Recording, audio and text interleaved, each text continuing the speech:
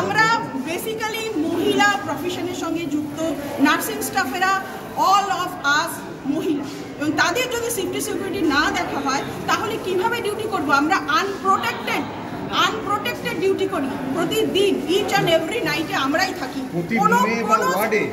কোনো আমাদের না আমাদের অথরিটি না হসপিটাল অথরিটি কেউ আমাদের রাত্রিবেলা থাকে না এবং সাপোর্ট দেয় না। তাহলে আমরা কিভাবে নাইটগুলো ম্যানেজ করি সেগুলো আমাদেরকে দেখতে হবে, বসতে হবে, জানতে হবে, সরকারকেও জানতে হবে। আপনারা তো প্রথম পেশেন্ট ফেস করেন, যখন পেশেন্ট আসে সেই সময় যখন ক্রিটিক্যাল পরিস্থিতি তৈরি হয় তখন আপনাদের কি ফেস করতে হয়? একদম ফার্স্ট রুট লেভেলের ফেস আমরা করি আর জুনিয়র ডক্টররা করে। তারপরে তারা যদি মনে করে যে এখানে তাকে আমার স্যারকে ডাকা প্রয়োজন তখন তারা ডাকে।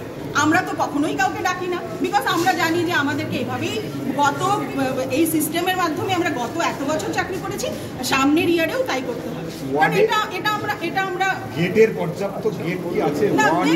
আমি আজকে দেখিয়েছি মিডিয়াকে, পর্যাপ্ত গেট মানে একটা কোলাপসেবল গেট নেই যাতে করে মব আটকানো যায়। মিনিমাম 25টা মব আটকানোর একটা ব্যবস্থা আছে, সেটা পর্যন্ত জায়গাটাও ঘটনা নিয়ে প্রতিদিন লেখা হচ্ছে, নেই নেই। আপনাদের অ্যাসিস্ট্যান্ট সুপারের বক্তব্য নিচ্ছিলাম, উনি বলছেন যে আমি নিজেই অসহায়, আতঙ্কিত। তারা চাকরি অ্যাসিস্ট্যান্ট সুপার বলছে যে আমি আমার জব শিডিউলে আছে, আমাকে এইভাবেই চাকরি করতে হবে, মেনে নিলাম। তাহলে তার জব শিডিউলে কি আছে? Hospital management. What is hospital management? ম্যানেজমেন্টটা কি তারা করছে? নার্সকে দিয়ে সবকিছু বলছি। হাসপাতালে শুনতে তো হবে। আমরা রুট ভেঙে পড়লে গাছ থাকবে না। হসপিটালের রুট নার্সিং স্টাফ বন্ধ করে দিই, দুদিন হসপিটাল দিদি হাসপাতালে ঘটা করে আউটপোস্ট করা হলো, সিসিটিভি বসানোর কথা বলা হলো, নিরাপত্তা কর্মী বাড়ানোর কথা বলা হলো, 100 কোটি টাকা বরাদ্দ করা হলো। আপনারা কি নিরাপত্তা এখনো কি সেই জায়গা থেকে পাচ্ছেন? কালকে লোক এসে মেরে গেল, নিরাপদ কোথায়? আপনারা তো জানেন এবং সবাই জানে, কালকে লোক এসে 25 জন লোক এসে মেরে গেল উইদাউট এনি রিজন, কিছুই নেই। তারা একটা খুবই ডাইং একটা পেশেন্টকে নিয়ে আসলো, যখন পোস্টমর্টম করার কথা বলা হলো যে কোথায় গাফিলতি, পোস্টমর্টম করুন চলুন, তখন হাতে পায়ে ধরছে যে না পোস্টমর্টম হবে না। ভাই তাহলে কি এটা প্রিপ্ল্যান্ড যে স্বাগতাকে আমি ঝামেলা নিরাপত্তা কর্মী কোথায় ছিল?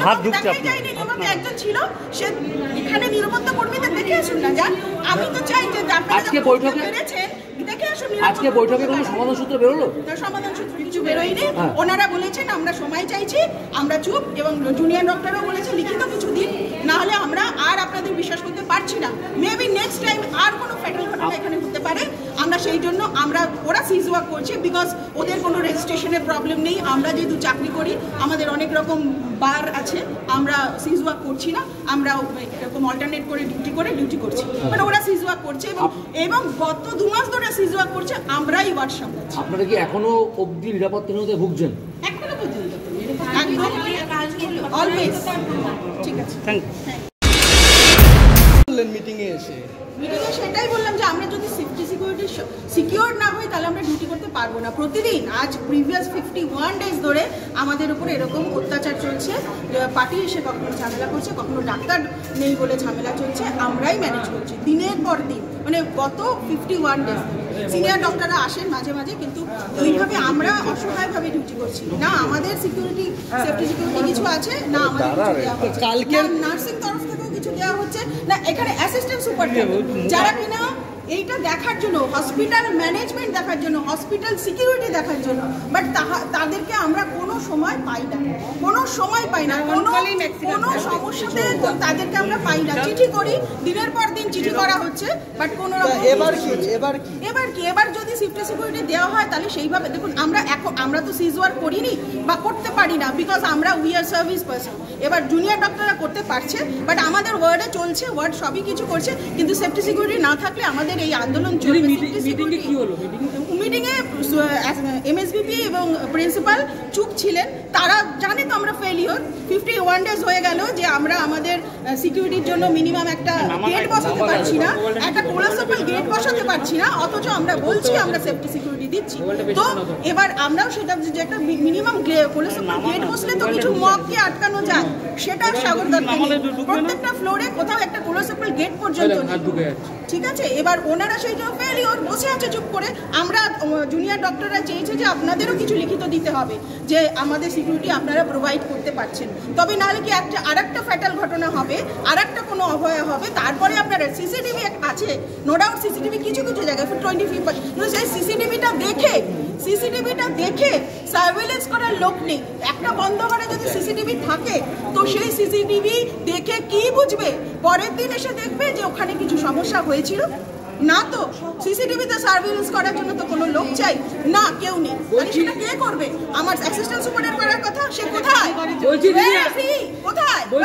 চুপ ছিল কি মিটিং এ প্রিন্সিপাল এবং এমএসপিবি চুপ ছিলেন বিকজ দে আর ফেলিওর, তারা কিছু করতে পারে না। আপনারা কি বললেন মিটিং এ আজকে? আমরা এটাই বললাম যে আমরা সেফটি সিকিউরিটি চাই। শুধু সিসিটিভি থাকলে তো হবে না, সিসিটিভি গুলো সার্ভেলেন্সের লোক চাই। যেই সময় কোনো জায়গায় কোনো ঘটনা ঘটছে সেই সময় আমার ওখানে আমার সিকিউরিটি প্রোভাইড করা দরকার, পুলিশ প্রোভাইড করে, সেটা বলার জন্য কে আছে? কেউ নেই। বন্ধ করে সিসিটিভি থাকলে কে দেখবে? আপনারা কাজ করছেন এখন? হ্যাঁ, obviously আমরা কাজ করছি বিকজ উই আর সার্ভিস ওনার। হাসপাতাল কর্তৃপক্ষ কি আশ্বাস দিয়েছে? না, ওনাদের কাছে লিখিত চাওয়া হচ্ছে আশ্বাস। তো ওনারা প্রিভিয়াস 2 মান্থ ধরে এই ঘটনার পর থেকে বলেই যাচ্ছে যে আমরা আপনাদের সিকিউরিটি দেখছি, কিন্তু আজকে আশ্বাস কেউ কি করে দেবেন? উনি কি আজকে যদি বলি আজকেই তো করতে পারবেন না, আজকেই তো করতে পারছেন না, কেন 51 দিন পারেননি, আজকে তো বলে আশ্বাস তো ওনারা দিচ্ছেন।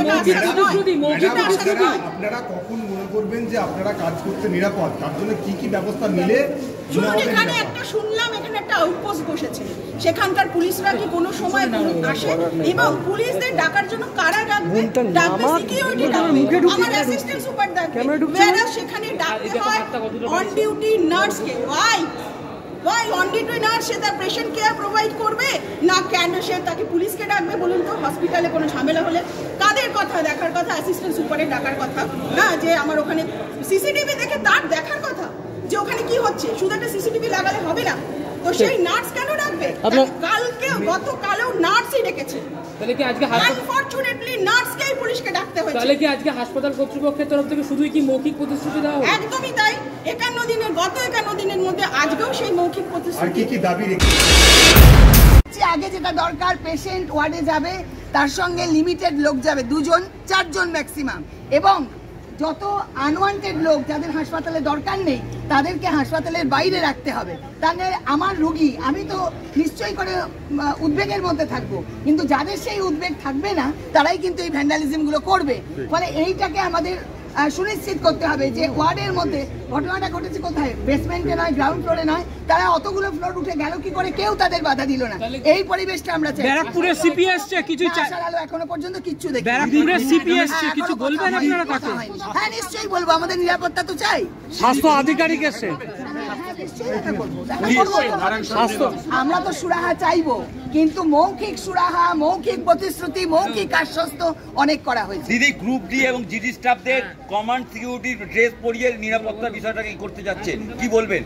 সবুজ এবং নীল রঙের কমান্ড সিকিউরিটি লেখা, তারা বলছে আমাদেরকে জোর করে পড়ানো হয়েছে সিকিউরিটি, কি বলবেন? এটাকে লজ্জাজনক বলবো।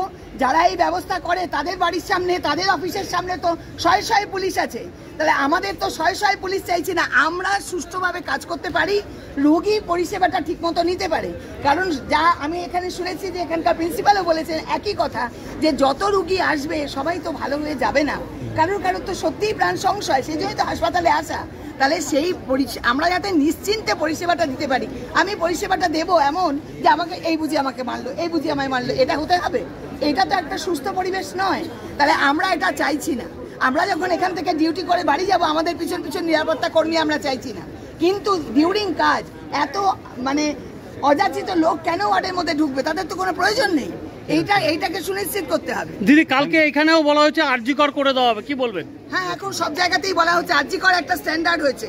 তাকে বলা হচ্ছে যে এই যে শুনেছি যে এই জুনিয়র ডাক্তারদের কনভেনশন ছিল, ধনহান্নে অডিটোরিয়াম ক্যান্সেল হয়েছে। কি বললেন মেয়র?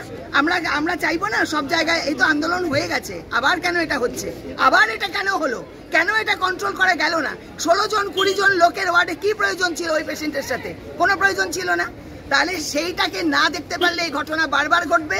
এটা অনভিপ্রেত, আমরা আর এটা সহ্য করতে পারবো না। এতক্ষণ ধরে আলোচনা কি দাঁড়ালো? কিছু আলোচনা হচ্ছে, আলোচনায় থ্রেড কালচার উঠে আসছে, জুনিয়র ডাক্তারদের উঠে আসছে। আমাদের তরফ থেকে বলবো, আমাদের অথরিটিরা আমাদের সঙ্গে কখনোই বলতে গেলে সাথ দেয় না এসব ক্ষেত্রে। আমি নাইট করছি, আমার অথরিটিকে যদি বলা হয় এই দেখো আমি এখানে বসে কি করব, এটা তো কোনো কথা নয়। তাহলে আমি কাউকেই সাহায্য চাই না। আমি ডিউটি করতে এসেছি, ডিউটিটা ঠিক মতো করে বাড়ি যাবো। আমি বাড়ি যাওয়ার সময় নিরাপত্তা কর্মী চাইনি, ডিউরিং কাজ আমি নিরাপত্তা কর্মী চেয়েছি। রাজ্যের স্বাস্থ্য আধিকারিক, স্বাস্থ্য অধিকর্তা সব এসে হাজির হয়েছেন বিকালবেলাতে। আমরা আলোচনা করব, আলোচনা করে একটা পথ বের করার চেষ্টা করা হবে, কিন্তু আর ওই প্রতিশ্রুতি আশ্বস্ত হিসাবে হবে। তাহলে লিখিতভাবে নিয়েই ছাড়বে 100 বার, একদম। আপনার নামটা বলবেন? Bhaswati Mukherjee, nurses unity state secretary.